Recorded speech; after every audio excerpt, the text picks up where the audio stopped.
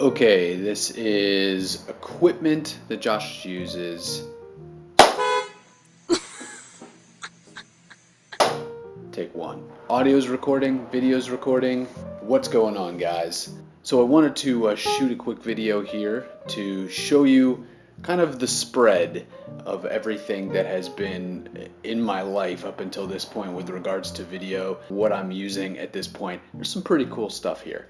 Drones are prevalent. This is a DJI Spark. It's friggin' amazing. It's just easy to fly, and I crashed it a few times, of course, but that's what you got to do to really learn how these things work. You got to crash things a few times. You got to break stuff. I've been breaking things, and I can't wait to take this with me traveling. That's really what I want to do. So that's the drone. Drone's small. You can take it anywhere. And that's for overhead shots and cool sweeping. I can't get there myself kind of shots. Right? I'm going to be going to a lot of places that are like wet and waterfalls and stuff like that, like mist in the air and in boats and things like that. And being on Albatross, water's always an issue. A GoPro Hero 4, and it's neat because I actually have a remote control for this, so I can turn it off and on. I plan on mounting this to a lot of cool different places to get neat angles and stuff outside of car windows or underneath, like on the hull of a boat, just as an interesting perspective, things that you don't normally see every day. I think that's pretty cool. So that's a GoPro 4. There are two main cameras that I actually use. The first is a Canon EOS M6.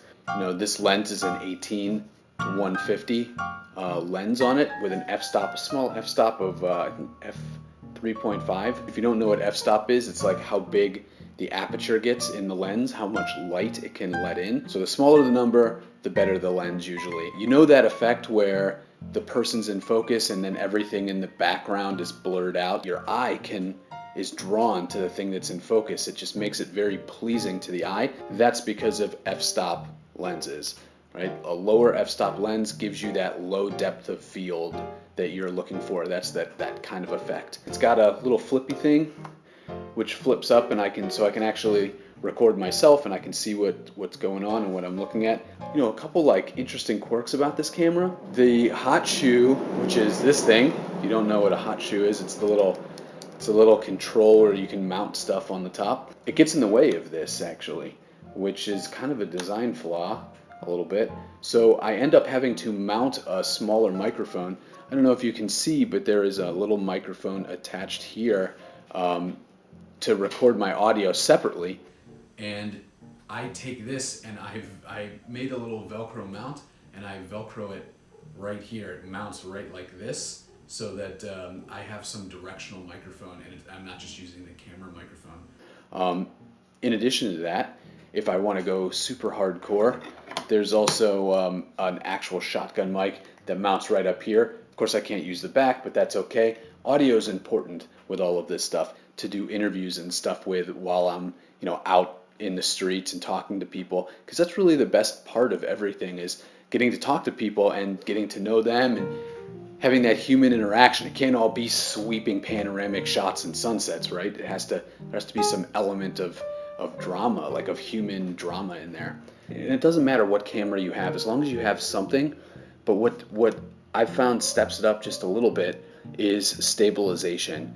Right now I'm shooting on a DJI Osmo, which is like a camera stabilizer. It's for smartphones and I can't really use it for this. So I found this thing called a Roxant stabilizer, which is pretty cool. In fact, I'll put it together right now. It looks this and this, right? So it packs down into something that looks like this. And let me show you exactly what it does.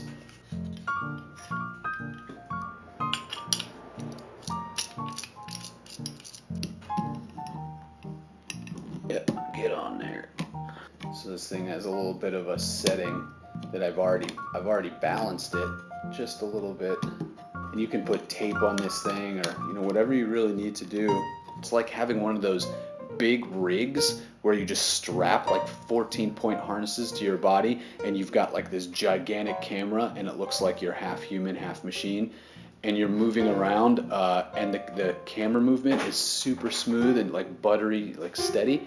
That's kind of exactly what this does, just in a small compact form.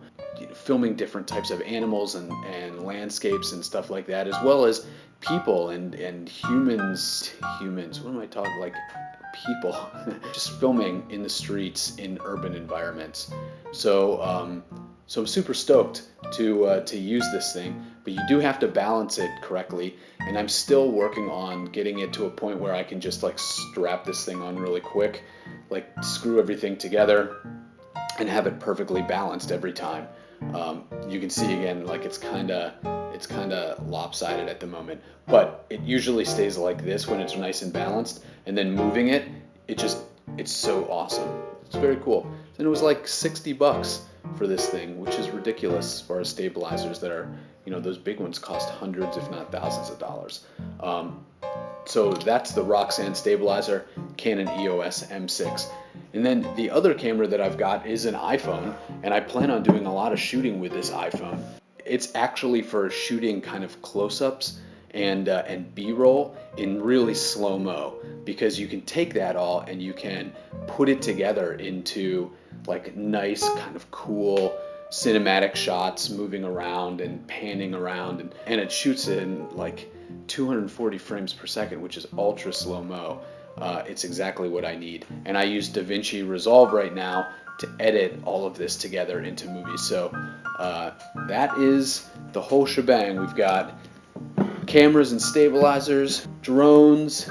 This thing's pretty cool. This is a friction arm, so you can unscrew this. The whole thing gets all loose like this, and then what you can do is you can clamp this somewhere and put your smartphone in there, tighten the whole thing down, and it's one stable unit. And it just helps, I mean, because a lot of times there's not really a place to mount the phone.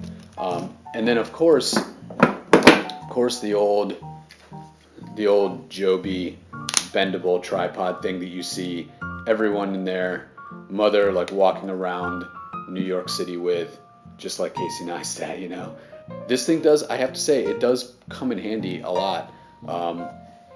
So yeah, so I've got this, I attach it to this guy and the smartphone and the iPhone, and that's the whole shebang. So everything that you see from now on is going to be using all of this: 4 cameras, GoPro, drone, Canon, iPhone, all of those together to create all of these cool shots. That's the plan anyway. I hope that you're enjoying them. There's a lot more to come, so I can't wait to show it to you guys. Have a good night. I'll see you later.